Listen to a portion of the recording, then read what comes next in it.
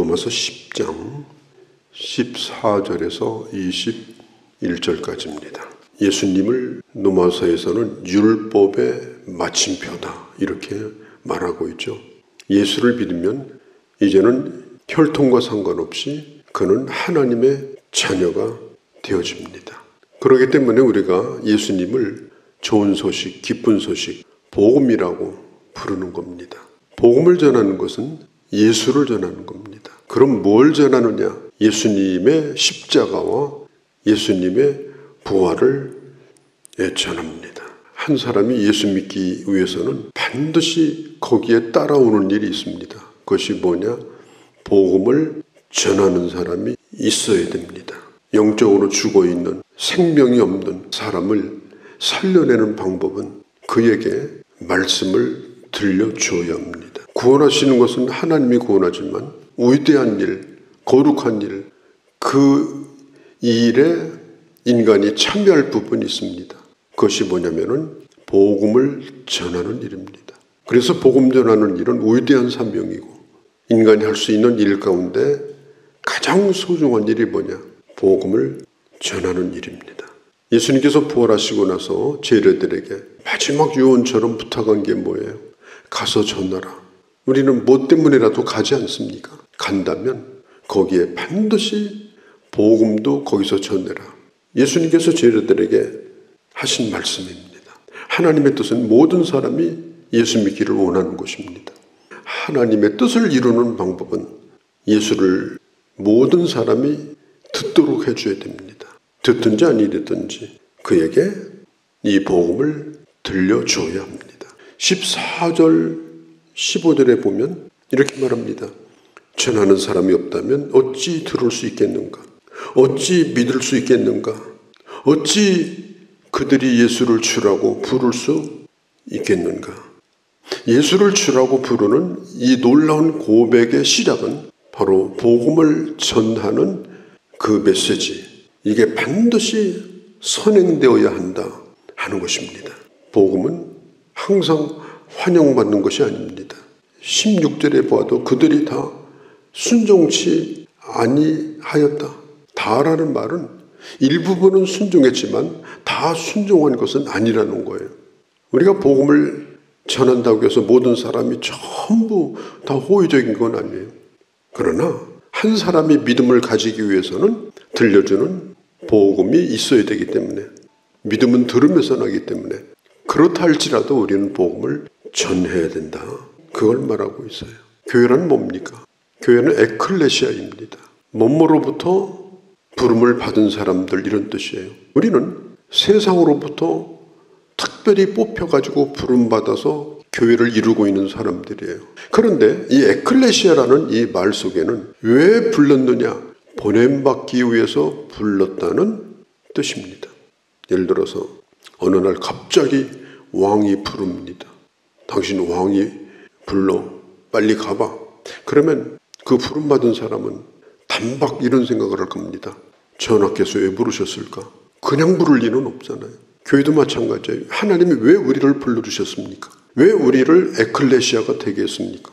그러면 당연하게 교회는 물어야 됩니다. 주님, 왜 우리를 부르신 겁니까? 똘똘 뭉쳐서 아닙니다.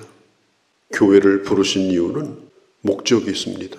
그것이 뭐냐면 교회를 통해서 이 세상에 하나님의 말씀이 증거되도록 하기 위해서 하나님이 우리를 부르신 겁니다.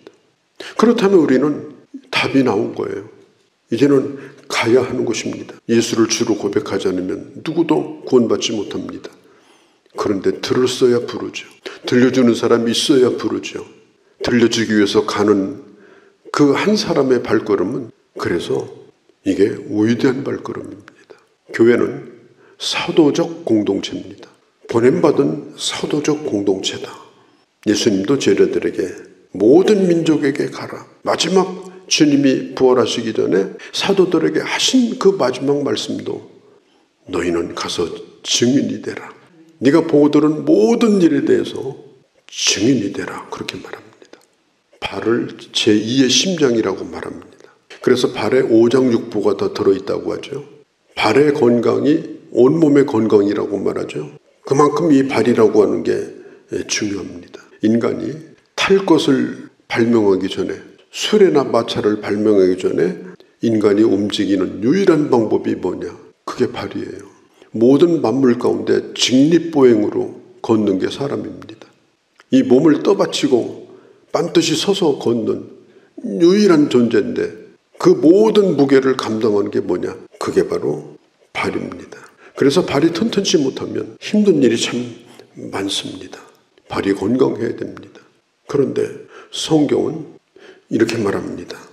아름다운 발이요. 일반적으로 아름답지 않습니다. 뭐 마사지를 하고 무슨 네일 아트를 하고 그렇게 해봐야 발은 발입니다. 그렇게 발은 곱지 않습니다. 오히려 일을 많이 한 사람, 그런 사람들은 발이 아름답지 않습니다. 그런데 성경에 말합니다. 아름다운 발이 있다고 15절에 아름다운 발이 있답니다. 그 아름다운 발이 뭐냐? 기록된 바 아름답도다. 좋은 소식을 전하는 발. 복음을 전하기 위해서 가고 있는 그 발입니다. 비록 쩔뚝대고 간다 할지라도, 힘들어서 간다 할지라도, 옛날에 최춘선 할아버지 얘기가 한참 이슈가 된 적이 있었죠. 하나님의 말씀을 전하기 위해서 맨발로 전도했던 맨발의 전도자. 그 발은 형편없이 부르트고 험한 발이었습니다. 그런데 그 발은 어떤 발보다도 아름다운 발이었습니다. 왜냐? 생명을 살리러 가는 발이기 때문에 그 삶도 아름답습니다. 그 사람도 아름답습니다. 오늘 나의 발은 그 역할을 제대로 하고 있는가?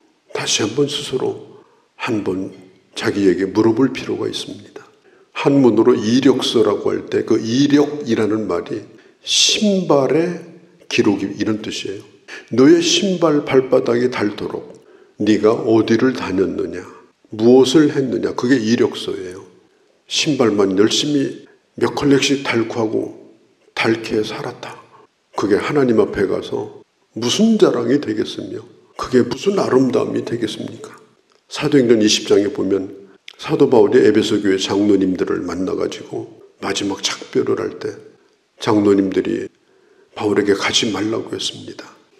예루살렘에 가면 험한 일을 겪을 거니까 가지 말라. 그때 이 바울이 사도행전 20장에서 유명한 말을 합니다. 나의 달려갈 길과 내게 주신 사명, 즉 복음을 증거하는 일을 다함에 있어서는 나는 내 생명을 조금도 아깝게 생각하지 않는다. 내가 달려갈 길이 뭐냐? 내가 갈 발걸음이 뭐냐? 복음을 전하기 위해서 가는 그 발걸음이다. 내가 더 이상 갈 수가 없어서 내 발걸음이 멈추는 그 순간까지 내가 서 있는 그곳, 내가 마지막 시간을 다하는 곳은 내가 복음을 위해서 살다가 죽는 것이다. 얼마나 위대한 고백입니까? 바울이 유언처럼 했던 말씀이 디모데후서 4장 6절에서 8절 말씀이죠. 나의 달려갈 길과 인생은 달려가는 겁니다. 하나님의 주어진 코스를 달려가는 거예요. 그 달려갈 길을 다 달리고 내 믿음을 지키고 선한 싸움을 싸우겠다. 나는 이 길을 가겠다. 반드시 주님이 나를 위해서 상급을 마련해 주셨을 것이다. 나뿐 아니라 나와 같은 기대를 가지고 사는 사람도 마찬가지다. 얼마나 귀한 유언입니까? 나 죽으면 수목장으로 치러달라. 나 죽으면 재산은 어떻게 나누라. 그게 무슨 의미가 있어요? 그건 전부 물질적인 얘기예요. 나 죽으면 내가 주님을 어떻게 만날까? 이게 중요한 겁니다. 나 죽으면 내가 주님 앞에 어떻게 설까? 이게 중요한 겁니다. 이건 변호사 불러다가 도장 찍는 게 아니에요. 내가 하나님 앞에 정말 다짐하고 분명하게 하고 가야 될 것이 바로 이 고백이어야 하는 것입니다. 이사야가 하나님의 말씀을 전할 때에 마음에 고민이 있었습니다. 그것이 뭐냐면 16절에 있는 것처럼 하나님, 내가 이 소식을 전한다면 이 말씀을 도대체 누가 믿겠습니까? 믿을 것 같지 않은 거예요. 왜? 너무너무 핍박이 심하니까. 그런 시대에 그가 사명을 감당했습니다.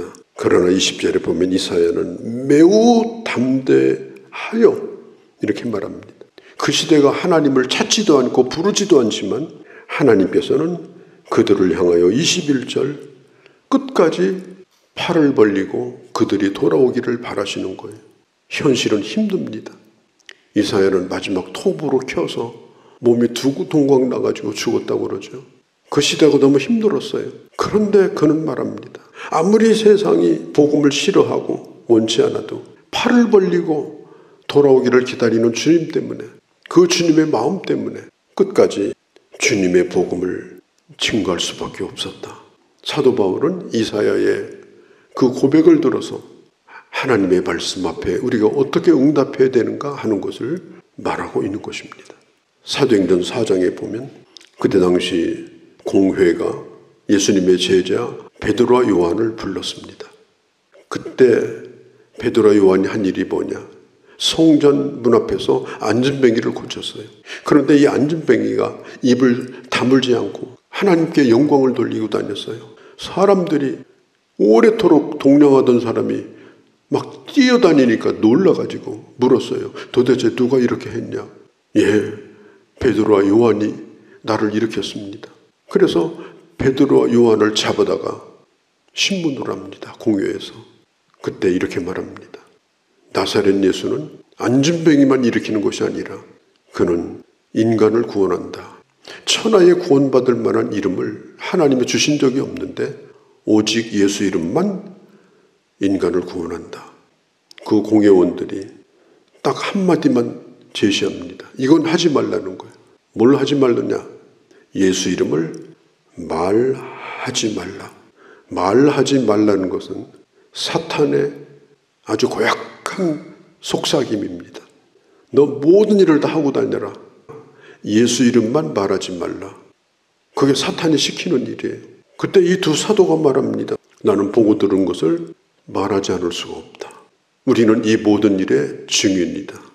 때려가지고 공회 밖으로 내쫓는데 그분을 나서는 순간부터 그들은 입을 또 열어서 예수님을 증거했습니다. 복음을 전한다라고 하는 것은 인간을 구원하는 위대한 하나님의 역사에 동참하는 거룩한 일입니다. 방황이 다른 게 방황이 아니지 않습니까? 목적도 없이 이유도 없이 그냥 사는 것이 방황하는 거예요. 시간은 가는데 끝은 가까이 오는데 사탄이 얘기합니다. 말하지 마라. 말하지 않을 수 없노라. 내가 이 일의 증인이다. 내게 주시는 귀한 말씀으로 받고 끝까지 그들을 위해서 기도하고 끝까지 품고 끝까지 인내하고 그리고 그들에게 복음을 전해서 하나님의 귀한 역사에 쓰여지는 귀한 주의 사람들이 되어주시기를 바랍니다. 거룩하신 우리 아버지, 한 영혼이 구원받기 위해서 반드시 복음을 전하는 자가 있어야 되고 그래야 죽은 영혼이 살아난다고 말씀하셨습니다. 이 세상은 우리를 협박하고 조롱하고 절망시키지만 주님이 포기하지 않았다면 나도 포기하지 않고 이 사명을 감당하고자 하는 마음으로 끝까지 감당하여 마지막 날 주의 상급을 받을 때 아름다운 발로 빛나는 그런 하나님의 사람들이 다 되게 하여 주옵소서. 우리 주 예수님의 이름으로 기도하옵나이다. 아멘.